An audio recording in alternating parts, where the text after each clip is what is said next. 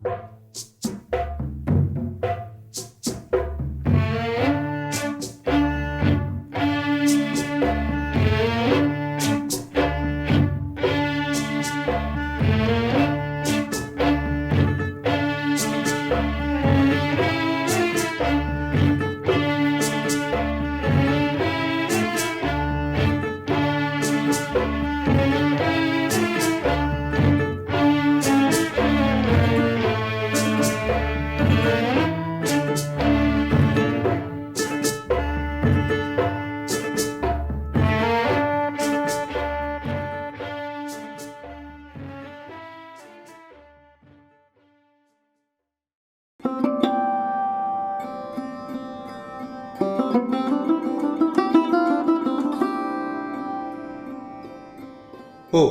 এই তো আপনারা এসে গেছেন। এসে বসেও পড়েছেন? বাহ, বেশ বেশ। ওমা, এ কি, মুখ ঘুরিয়ে রাখলেই হলো?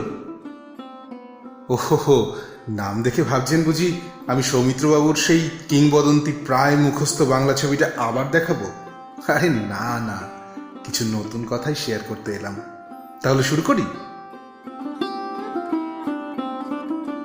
কি, আমি কে? এই রে, দেখেছেন, আলাপ করতে এসেছি অথচ পরিচয়টাই করা হয়নি। নমস্কার, আমি অপু, অপরাজিত। আর এই হলো আমার অপুর সংসার।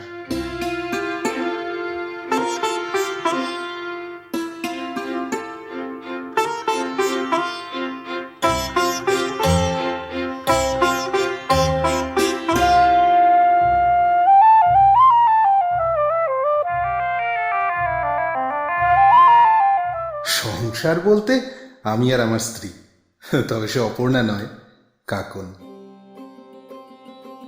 আমি আর কাকন একটা 2 BHK ফ্ল্যাট নিয়ে সুখে দুঃখে বেশ ভালোই আছি। আমাদের এই ছোট্ট সংসারে কিভাবে নতুন লোকেদের আগমন হলো সেই গল্পটাই বলতে এলাম। আমার হিজিবিজি লেখার খাতা আর আমাদের এলোমেলো বইয়ের শেলফ জুড়ে যতটা আছেন সাহিত্যিকেরা, কবিরা, যতটা আছেন রবীন্দ্রনাথ টেগোর, আজ মন জুড়ে ততটাই আরও একটি নামের বড্ড বেশি আনাগোনা। তিনি সত্যজিৎ রায়।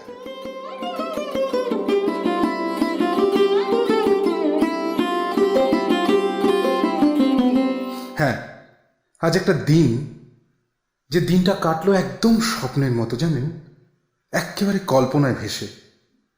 আর সেই কল্পনার সবটুকু জুড়েই আছেন তিনি, যিনি বিশপ লেফরয় রোডের বাড়িতে বসে এঁকেছেন 21 নম্বর রজনী সেন রোডের অ্যাকোয়ারিয়াম ঘেরা সেই ঘর, সেই 3+1 সোফা সেট, আর 4 মিনার চেপে ধরে 2 আঙুলের দিকে প্রখর দৃষ্টিতে চেয়ে থাকা সেই মানুষটিকে, যার মস্তিষ্কে একটু একটু করে বুনেছেন রহস্যের জাল, আর সেই সাথে তার সমাধানেরও ফিকির।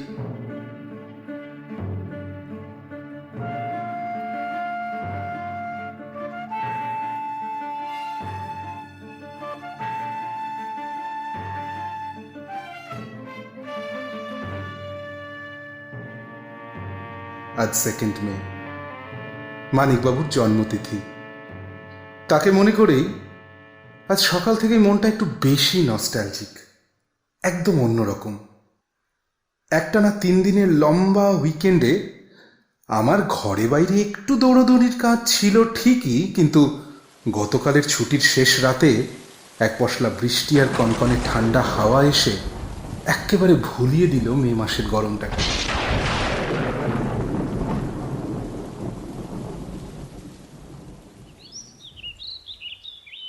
আর এদিকে রাত পেরোতেই সকালের ঘুম তখন কিছুতেই যেন আমার চোখ খুলতেই দিচ্ছে না।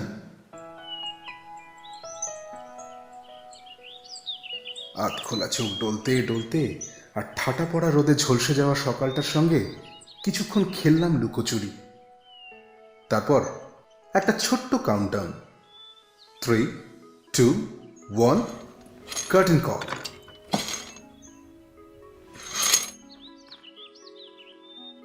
জানলার পর্দাটা সরালাম।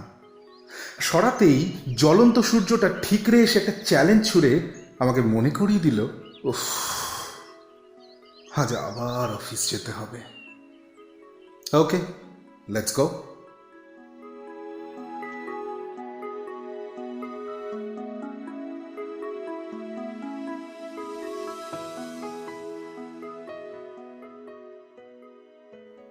আমি চটপট তৈরি হচ্ছি অফিসের জন্য। এমন সময় পাশের ফ্ল্যাটের ছোট্ট পিকু এসে বলল, আঙ্কেল, আজ কি ফেলুদার জন্মদিন?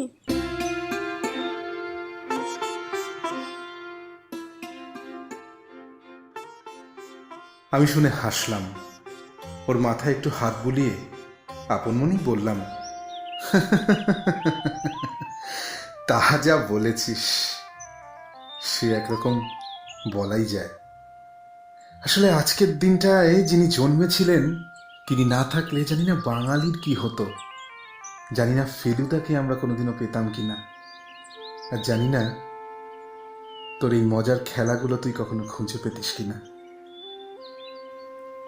একবার ভাবুন, মাত্র 5.5 বছরের এইটুকু বাচ্চা, আর এখন থেকেই ওর প্রিয় টাইম পাস নাকি ভাঙা ঘরবাড়ি আর চকমকি পাথর এঁকে কাগজে কাটাকুটি করা।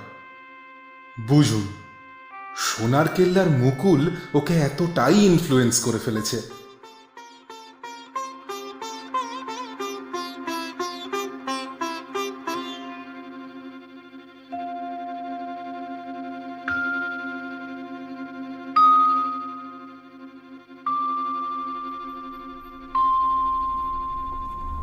অফিসের বাস ছাড়ল।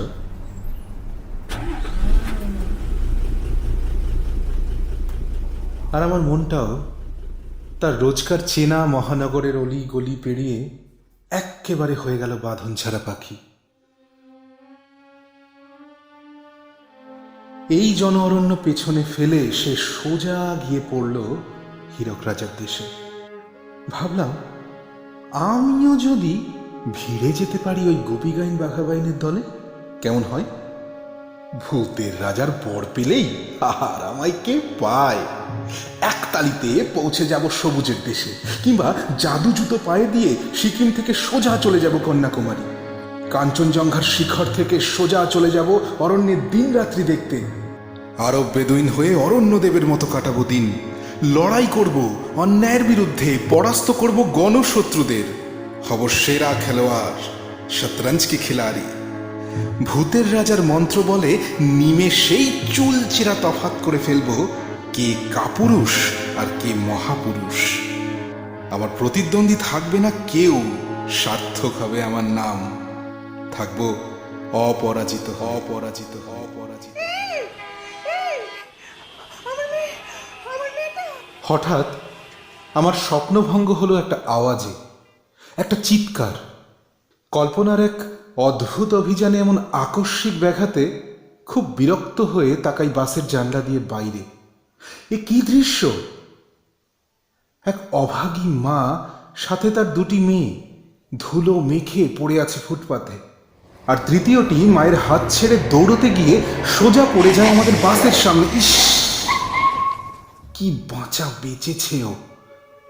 আমি দৌড়ে গেলাম ওদের কাছে।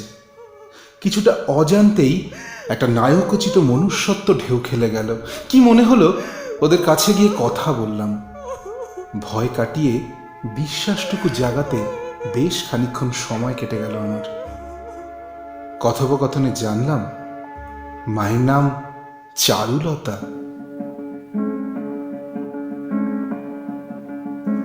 এক নিম্নবিত্ত শিক্ষিতা মহিলা তিনি। স্বামী ছিলেন পোস্টমাস্টার। চারুর সেই অমল ওকে ছেড়ে গেছে এই অবস্থায়। হাপুস নয়নে কাঁদতে থাকা এই মায়ের শুকনো গলা থেকে কাঁপা কাঁপা কিছু কথা আমার কানে এলো।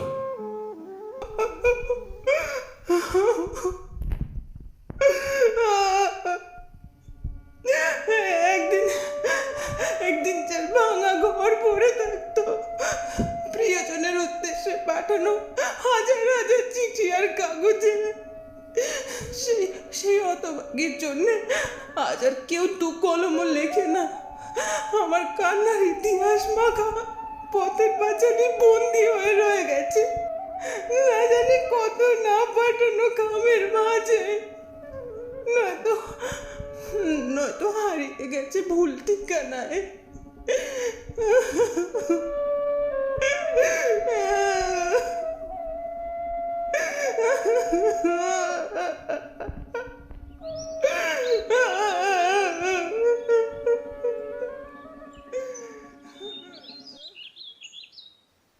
বিশ্বাস করতে পারছি না আর।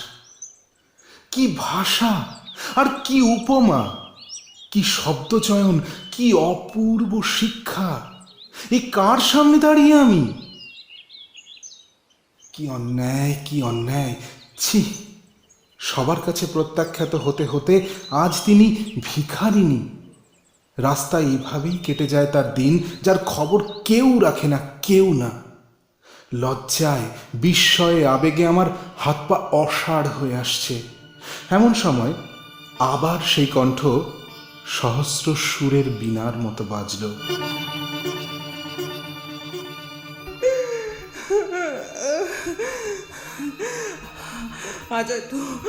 আজ হয়তো মেয়েটা মরেই যেত। বেশ হতো মেয়েটা মেয়েটা মরে গিয়ে বেঁচে যেত।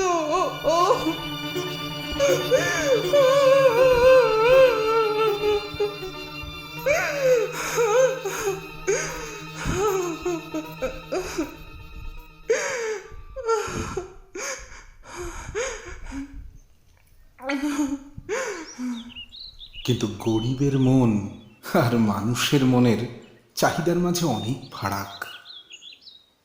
তাই শত কষ্টের পরেও চিৎকার করে উঠেছিল সেই মা। তাতে লোক জড়ো হয়েছে বেশ কিছু, যেন চিড়িয়াখানায় দাঁড়িয়ে সবাই তামাশা দেখছে। না, আজ আর অফিস আমার গন্তব্য রইল না। ওদেরকে সঙ্গে করেই ফিরব বাড়িতে, এই ব্রত নিয়ে ফেললাম।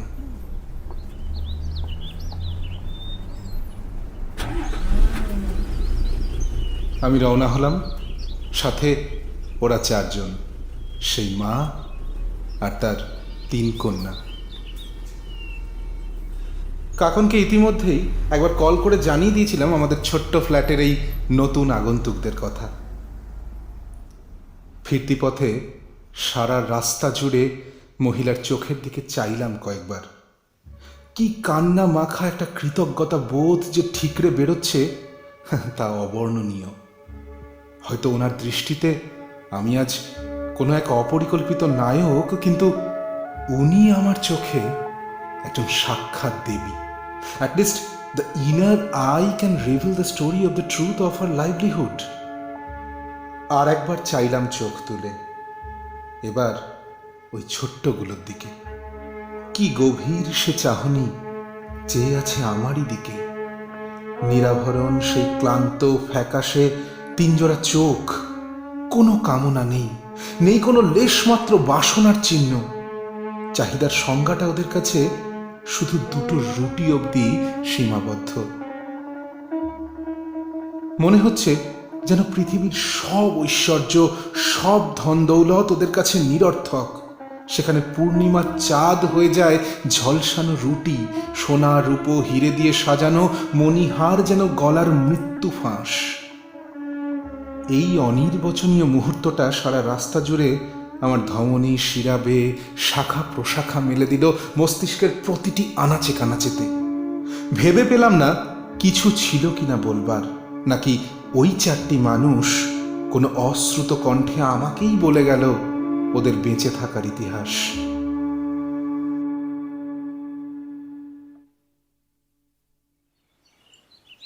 সব মোহের জাল ভেঙে এবার নামলাম বাস্তবের পথে।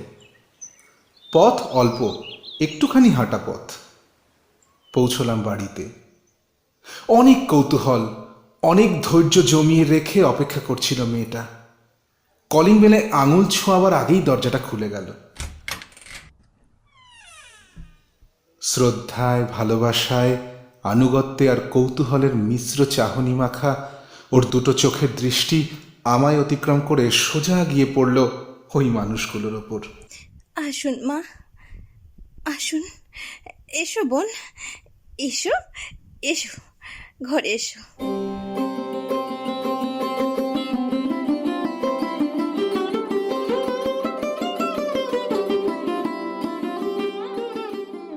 অকপটে মা ও বোন সম্ভাষণে হাত বাড়িয়ে দিল কাকন। হবে নাই বা কেন, ওরও যে আমারই মতো বুক ফেটেছে ওদের কথা শুনে। ওরও তো জীবন জুড়ে এরাই আছেন, সেই রবি ঠাকুর, সেই সুকান্ত, নজরুল, সুকুমার রায় ও সত্যজিতেরা।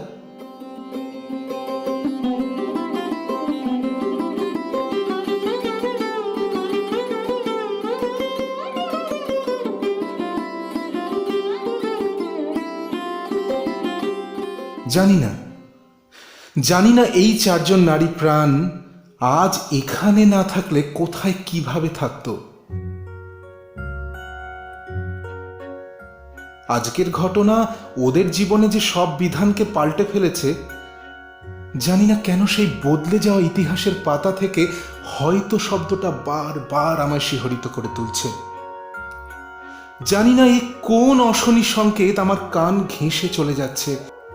শুধু ভাবছি কিভাবে তিনটি মেয়ের শৈশব পুড়ে ছাই হয়ে যেতে পারত, কিংবা ওদের হয়তো ঘর হতো এই শহরের কোনো এক জলসা ঘর, হয়তো এক অবলা বালা হয়ে পড়ে থাকতো এক কোণে। উফ, ভেবেই শিউরে উঠছি।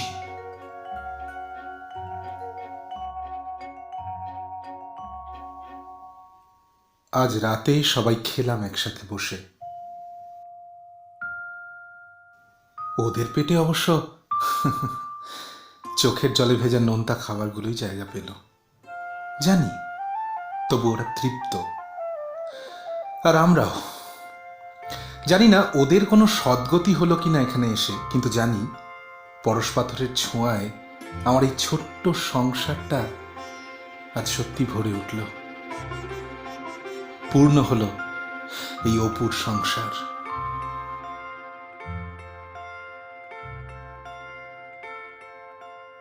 এই শেষ দৃশ্যে এসে আর তো কিছু বলবার নেই। আমাদের গল্প আজ ওদের গল্পের সাথে পরতে পরতে মিলেমিশে গেছে। আজ তবে এখানেই থাক। মানিকবাবুর জন্মদিনে ওনাকে জানাই বিনম্র শ্রদ্ধাঞ্জলি। আচ্ছা, মনে পড়ছে কি জয় বাবা ফেলুনাথ ছবির সেই শেষ ফ্রেমটা? ভেবে নিন না, আজ এই গল্পের শেষে আমি যদি হই সেই ক্যাপ্টেন স্পার্ক, আর মগজাস্ত্র বলে চেঁচিয়ে উঠে আকাশের দিকে তাক করে এই আমি চালিয়ে দিলাম বন্দুকের গুলি, ঠাই!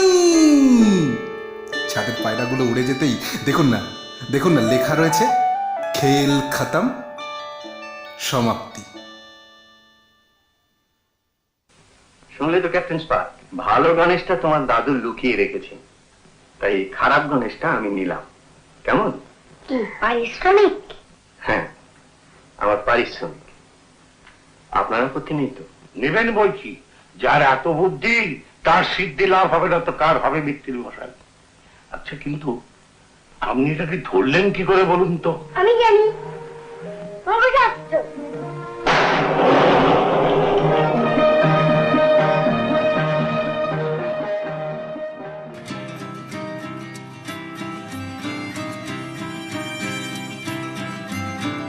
অনেক দেখা, অনেক জানা, অনেক কিছু করার পর স্মৃতির মধ্যে থমকে থাকা আমার পক্ষে কষ্টকর।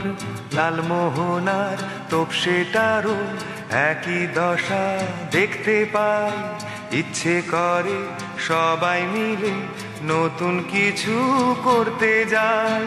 তখন আবার গল্প হবে রহস্যতেই ভর করে, ছুটবে আবার কল্পনাটা সত্যজিতের পথ ধরে।